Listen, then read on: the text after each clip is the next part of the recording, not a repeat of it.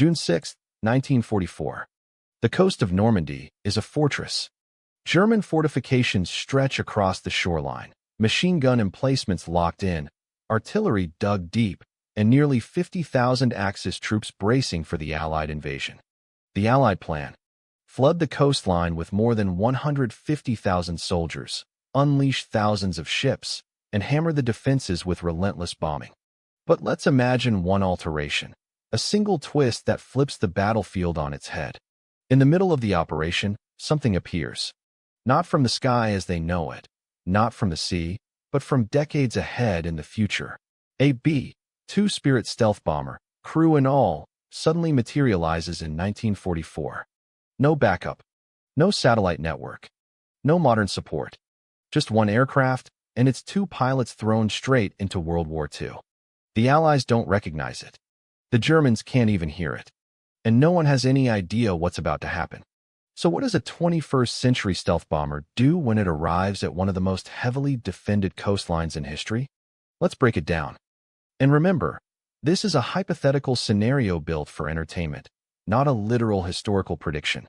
Before anything else, we're bending reality. The pilots haven't been born yet. The aircraft wasn't conceived until the 1980s, and none of this aligns with real physics. We're ignoring that. This isn't a time travel war. It's one aircraft dropped into 1944 with whatever fuel and weapons it currently has. When the bombs are gone or the tanks run dry, the mission is over. No refueling, no resupply, no second attempt. The only question: how much chaos can a single stealth bomber unleash if nobody knows it exists?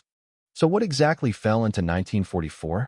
A jet-black flying wing designed to disappear from radar.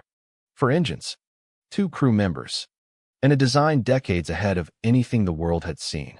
This is the B-2 Spirit, one of the most advanced bombers ever built. It can haul roughly 40,000 pounds of weapons, including ultra-precise dams designed to strike within meters of a target. But there's a problem, and we'll get to that soon. The B-2 cruises at around 560 miles per hour, not supersonic, but high and quiet. It can soar to 50,000 feet, putting it beyond the reach of most World War II air defenses. It doesn't dogfight, doesn't carry missiles, and has no guns. Its purpose is simple: slip past defenses and erase strategic targets quietly and efficiently. Its range? Over 6,000 nautical miles without refueling, enough to circle most of Europe. Yes, it can deploy nuclear weapons, but in this scenario, we keep it to conventional bombs only. Now picture this: the B-2 gliding toward Normandy on the eve of D-Day, one day before history's largest amphibious invasion. And no one on Earth knows to look for it. Let's zoom in on that moment. June 5, 1944. German forces are entrenched across the Atlantic Wall. Nearly 50,000 soldiers brace for the Allied arrival.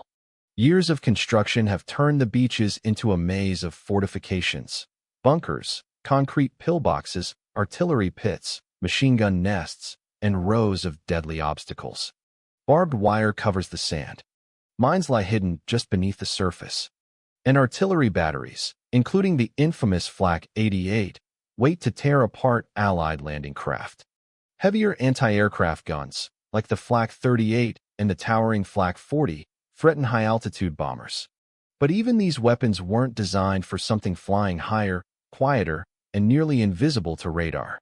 Because German radar in 1944 is primitive, built for slow, noisy propeller aircraft, not a radar-absorbing wing from the future cruising at 50,000 feet.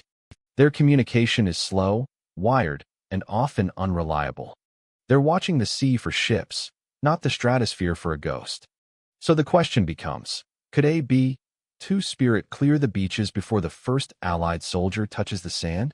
It all begins with silence. The B-2 arrives over Normandy unnoticed. At 50,000 feet, it's a dark shape nearly impossible to spot with the naked eye, and practically invisible on 1944 radar. No roar, no warning, just still air.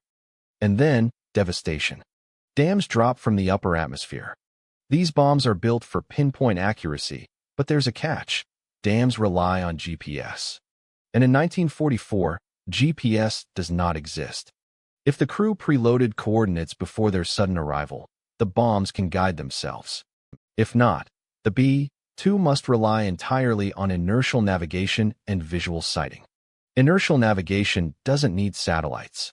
It tracks movement from a known starting position, accurate enough for short missions. But visual targeting from 50,000 feet? That's tough. On a clear day, the pilots may spot major fortifications. In poor weather, unfamiliar terrain, or through smoke, accuracy drops. Some bombs miss, but enough hit. Gun emplacements collapse. Bunkers vanish in plumes of dust.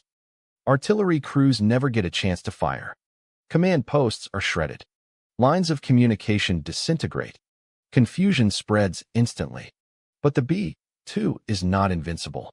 Every bomb dropped is one fewer it will ever have. Each costs tens of thousands of dollars. And if a single flak burst lands a lucky hit, the bomber's stealth coating, its greatest advantage, may be compromised.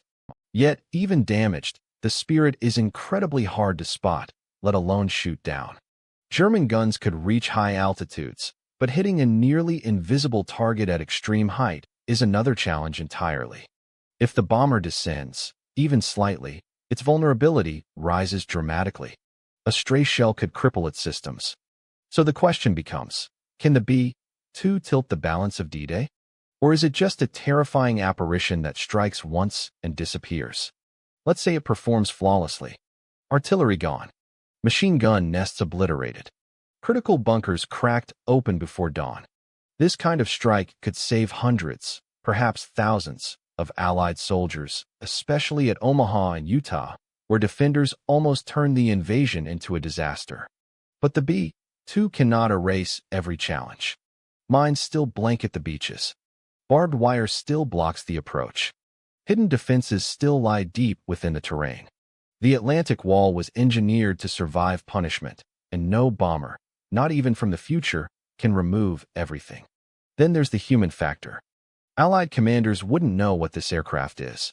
A sudden, silent bombardment might confuse command structures, disrupt the invasion schedule, or be mistaken for a German secret weapon.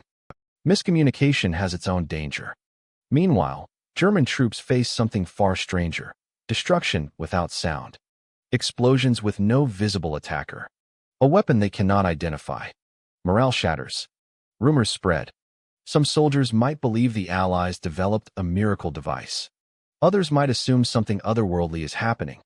These whispers wouldn't stop at the coastline. They'd reach commanders. Eventually, they'd reach Berlin. Would Hitler assume the Allies created a new superweapon? Would he shift resources to hunt a phantom? Would he question every report, every radar reading, every briefing?